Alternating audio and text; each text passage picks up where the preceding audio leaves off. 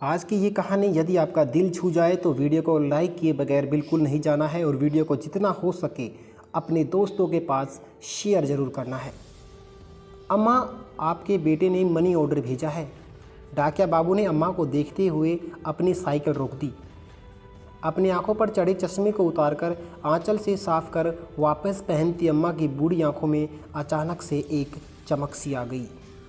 बेटा, पहले ज़रा मेरी बात करवा दो। अम्मा ने उम्मीद भरी निगाहों से उसकी ओर देखा, लेकिन उसने अम्मा को टालना चाहा। अम्मा, इतना टाइम नहीं रहता मेरे पास कि हर बार आपके बेटे से आपकी बात करवा सकूं। डाकिये ने अम्मा को अपनी जल्दबाजी बताना चाहा, लेकिन अम्मा ने उससे चिरौरी करनी शुरू कर दी। बेटा, बस थोड़ी देर की ही तो बात है। अम्मा, आप मुझसे हर बार बात करवाने की जिद ना किया करो। यह कहते हुए वह डाकिया रुपये अम्मा के हाथ में रखने से पहले अपने मोबाइल पर कोई नंबर डायल करने लगा। लो अम्मा, बात कर लो, लेकिन ज़्यादा बात मत करना, पैसे कटते हैं। उसने अपना मोबाइल अम्मा के हाथ में थमा दिया। उसके बाद से मोबाइल ले फ़ोन पर बेटे से हालचाल लेती अम्मा मिनट भर बात कर कर ही संतुष्ट हो गई। उनके झुर्रीदार चेहरे पर मुस्कान छा गई। पूरे 1000 रुपये हैं अम्मा। यह कहते हुए उस डाकिया ने 100 के 10 नोट अम्मा की ओर बढ़ा दिए। रुपये हाथ में ले गिनती करती अम्मा उसे ठहरने का इशारा किया। अब क्या हुआ अम्मा? यह 100 रुपये रख लो बेटा। क्यों अम्मा? उसे आश्चर्य हुआ। हर महीने रुपये पहुंचाने के साथ साथ तुम मेरे बेटे से मेरी बात भी तो करवा देते हो, कुछ तो खर्चा होता होगा ना। अरे नहीं अम्मा, रहने दीजिए। वह लाख मना करता, लेकिन अम्मा ने ज़बरदस्ती उसकी मुट्ठी में 100 रुपये थमा दिए और वह वहाँ से वापस जाने को मुड़ गया।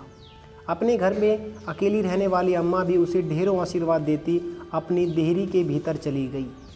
वह डाकिया अभी कुछ कदम ही वहाँ से आगे बढ़ा था कि किसी ने उसके कंधे पर हाथ रखा। उसने पीछे मुड़कर देखा तो उस कस्बे में उसके जान पहचान का एक चेहरा सामने खड़ा था। मोबाइल फ़ोन की दुकान चलाने वाले राम प्रवेश को सामने पाकर वह हैरान हुआ। भाई साहब, आप यहाँ कैसे? आप तो अभी अपनी दुकान पर होते हैं ना। मैं यहाँ किसी से मिलने आया था, लेकिन मुझे आपसे कुछ पूछना है। राम प्रवेश की निगाहें उस डाकिये के चेहरे पर टिक गई। हाँ जी, पूछिए भाई साहब। भाई, आप हर महीने ऐसा क्यों करते हैं? मैंने क्या किया है भाई साहब? राम प्रवेश के सवालिया निगाहों का सामना करता वह डाकिया तनिक घबराया नहीं। हर महीने आप इस अम्मा को भी अपनी जेब से रुपए भी देते हैं और मुझे फ़ोन पर इनका बेटा बनकर बात करने के लिए भी रुपए देते हैं। ऐसा क्यों?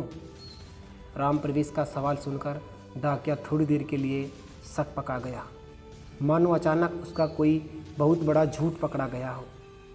लेकिन अगले ही पल उसने सफाई दी। मैं रुपए इन्हीं नहीं, अपनी अम्मा को देता हूँ। मैं समझा नहीं। उस डाकिया की बात सुनकर राम प्रवेश हैरान हुआ, लेकिन डाकिया आगे बताने लगा। इनका बेटा कहीं बाहर कमाने गया था और हर महीने अपनी अम्मा के लिए 1000 रुपये का मनी ऑर्डर भेजता था। लेकिन एक दिन मनी ऑर्डर की जगह इनके बेटे के एक दोस्त की चिट्ठी अम्मा के नाम आई थी। उस डाके की बात सुनते ही राम प्रवेश को जिज्ञासा हुई कि कैसी चिट्ठी, क्या लिखा था उस चिट्ठी में। संक्रमण की वजह से उनके बेटे की जान चली गई, अब वह नहीं रहा है। फिर क्या हुआ भाई? राम प्रवेश की जिज्ञासा दुगनी हो गई, लेकिन डाकिये ने अपनी बात पूरी की।